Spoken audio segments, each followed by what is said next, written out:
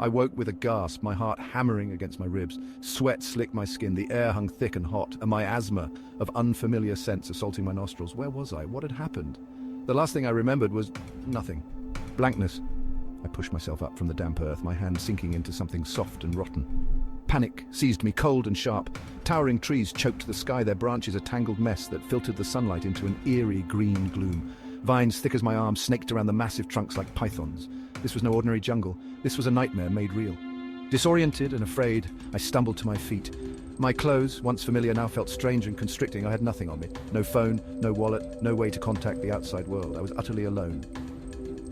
The silence of the jungle pressed in on me, broken only by the buzzing of unseen insects and the occasional screech of a bird. Fear, primal and raw, tightened its grip on my throat. I had to get out of here. But how? As I pushed deeper into the jungle, the soundscape shifted. The gentle buzzing of insects morphed into a cacophony of clicks, whirs, and growls, a symphony of mechanical terrors. The air, thick with the smell of decaying vegetation, now carried a metallic tang. It spoke of danger, of something cold and calculating lurking in the shadows. The jungle floor, a treacherous carpet of roots and rotting vegetation, teemed with unseen life. Each rustle of leaves sent shivers down my spine. Every snapped twig sounded like a predator approaching. I couldn't shake the feeling of being watched, hunted. The sunlight, struggling to penetrate the dense canopy, cast long, distorted shadows. They danced and writhed around me, taking on monstrous forms that fueled my fear. The jungle, once beautiful and awe-inspiring, had transformed into a menacing labyrinth. It was a prison designed to break my spirit, to drive me mad with terror.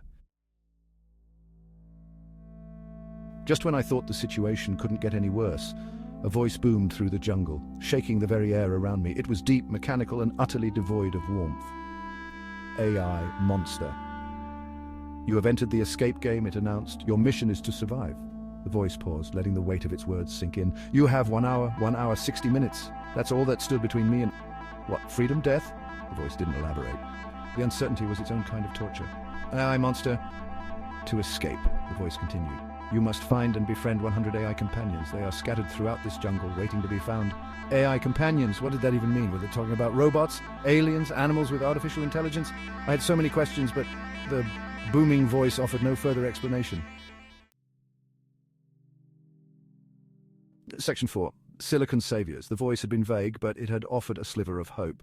100 AI companions. If I could find them, befriend them, maybe I could survive this nightmare. But where would I even begin to look for them? What would they look like? The possibilities were endless, each more bizarre than the last. AI friend, alien. Would I encounter sleek chrome robots with glowing eyes offering a metallic hand of friendship? Or perhaps I'd stumble upon a tribe of alien creatures, their skin shimmering with bioluminescent patterns, their language a series of clicks and whistles. Maybe, just maybe, I'd find solace in the company of AI animals. Imagine a pack of wolves, their eyes gleaming with intelligence, their movements guided by advanced algorithms, or a flock of birds, their feathers embedded with tiny sensors, their songs a complex form of communication. But time was running out. Every second that ticked by brought me closer to the unknown fate that awaited me. I had to act fast, to push down my fear and embrace the bizarre reality of this escape game. Section 5. Digital Demons.